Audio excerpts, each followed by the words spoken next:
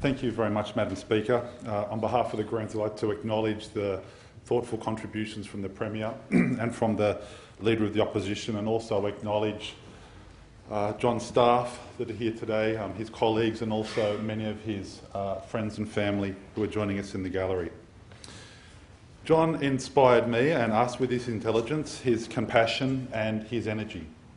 Indefatigable really is a word that goes some way to describing his approach to work in the Parliament and in the broader community. He really was a man in a hurry. He wanted to make the world a better place, and he was driven by this really unshakable commitment to justice, to fairness, to sustainability. And that really powered his work, which we've heard mentions today on those issues of public education and energy policies, and also electoral funding matters. I first met John about 20 years ago when we were both embarking on our Greens political journey at about the same time. And he came with outstanding academic achievements, his PhD from the University of California, Berkeley, a lecturer at the University of New South Wales in electrical engineering. And it was unsurprising that he was really formidable in terms of his intellectual rigour in public debates, but also within the party, tackling complex problems and really helping solve issues for all of us. At his very heart, he embodied the core values in our party about participatory democracy. He always listened, he always consulted, he organised and campaigned shoulder to shoulder with people throughout New South Wales.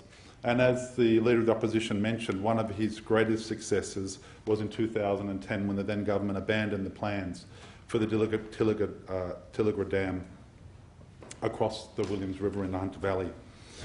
He's been described as a champion of public education, and anyone who has seen John in action, the 5 a.m. telephone calls, the ABC is going to have trouble filling their 5 a.m. slots in future, making those media calls, waving the flags in the streets, distributing leaflets, speaking at Teachers Federation events and meetings will know that that really is an understatement.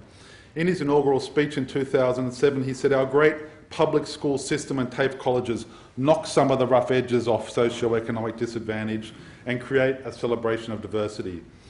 If there is one achievement that I would like to meet over the next 8 years, it would be to keep alive the debate over the funding of private schools," and he certainly kept that debate alive with passion and with integrity. While today I'm speaking on behalf of my Greens colleagues, I know there will be other opportunities to pay tribute to his work, but I wanted just to share one little story that we talked about this morning that the member for Newtown related to me just before last year's state election. John said to her that when you're campaigning for something important, it's like running at a brick wall fast and fearlessly, and at the same time convincing as many people as you can to join you, knowing that there's only two possible outcomes. One, that you'll gather enough momentum to knock that wall down, or you won't. And all of those with you may well be very sore afterwards. But if you don't knock that wall down, then it's your job to stand up, to help everyone else stand up and to keep on going, because the only way you'll succeed at making change is by giving it absolutely everything you've got. And that really is a summary of John. He led by example, he helped others, and he did not give up. And my enduring memory of John is during campaigning in the seat of Balmain, his very early starts with phone calls and door knocking and absolutely boundless energy. And for that, I'll be eternally grateful. To John's partner Lynn and his family, we send our love and our strength to you. He'll be a great loss not only to his family, to his friends, but to our party, the Parliament, and I believe this state's public debate. We've lost a brave, tireless activist and a wise, fearless mind. For the Greens, I can genuinely say that we've lost an elder. We've lost a comrade, a colleague, a friend, and our community and this world has lost a champion for renewable energy, for public education, one of the greatest advocates against the agenda of privatisation and sell-offs. John, I'm not sure how we'll do it without you, but I can commit, and all of our Greens colleagues will too, that we will do everything we can to continue your work with determination, with drive, passion, and the intellect and commitment that you always demonstrated. You achieved so much, you taught us so much, and you gave so much.